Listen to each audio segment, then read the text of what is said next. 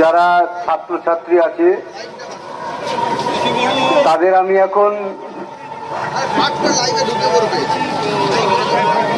নিজের সন্তানের মতো মনে করছি, এবং যারা বয়স্ক আছে তাদের আমার পরিবারের সদস্য মনে করছি। এই এত লোক আজ আমার পাশে এসে দাঁড়িয়েছে এবং আমার মেয়ের এই যে অপরাধ, জঘন্য অপরাধ কার্যকর করা হয়েছে, তার জন্য যে সুবিচার চাচ্ছেন, তার জন্য আমি মনে অনেক সাহস পেয়েছি।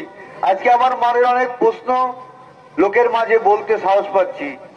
আপনারা আপনাদের বা তোমাদের যারা আমার সঙ্গে আছো তাদের কাছে আমার একটাই অনুরোধ, আমি যতদিন বিচারটা, আমার মেয়ে যতদিন বিচারটা না পায় ততদিন তোমরা আমার সঙ্গে থাকবে।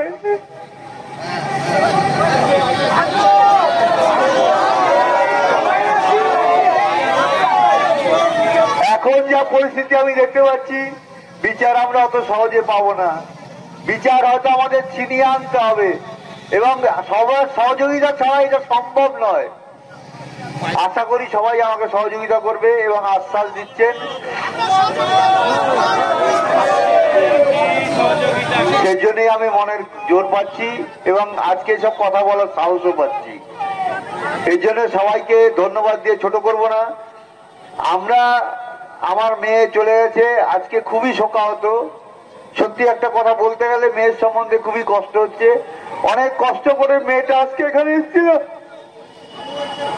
এবং আমরাও এখানে মেয়েটাকে তো নিয়ে আসার জন্য যেটুকু পারি চেষ্টা করেছিলাম, কিন্তু একটা রাত্রে আরজি করে দুষ্কৃতীরা আমার মেয়েটার জীবনটা নষ্ট করে দিয়ে আমাদের ফ্যামিলিটা, পুরো পরিবারটাকে শেষ করে দিয়েছে।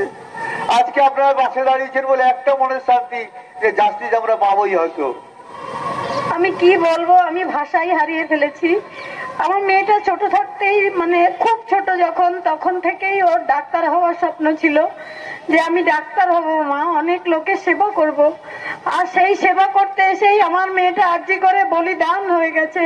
একটা অন ডিউটি ডক্টর এভাবে নৃশংসভাবে চরম অত্যাচারিত হয়ে সে যখন মা করে কাঁদছিল, সেই কান্নাটা আমার প্রাণ রোজ ধ্বনিত হয়, রোজ। এখন আমি ভাবি কত কষ্টে আমার মেয়ের প্রাণটা চলে গেছে। তবে এই যে সবাই আমার পাশে দাঁড়িয়েছেন, এই দেশে বিদেশে এই যে একটা সোচ্চার উঠেছে, বিচার চাই, এটা আমাদের সব থেকে বড় বল। এই ছাড়া আর কোনো, মানে সরকার যেভাবে আমাদের, মানে পুলিশ প্রশাসন প্রথম থেকে আমাদের সব সময় অসহযোগিতা করেছে, তারা যদি একটু সহযোগিতা করত তাহলে হয়তো একটু হলেও আশা ভালো দেখতে পেতাম। একটা এত বড় ক্রাইম হওয়ার পরেও পুলিশ, এটা পুরো পুলিশ প্রশাসন থেকে সেটা ধামাচাপা দেওয়ার চেষ্টা হয়েছে প্রথম থেকেই যাতে সব প্রমাণ লোপাট করার চেষ্টা হয়েছে আমাদের।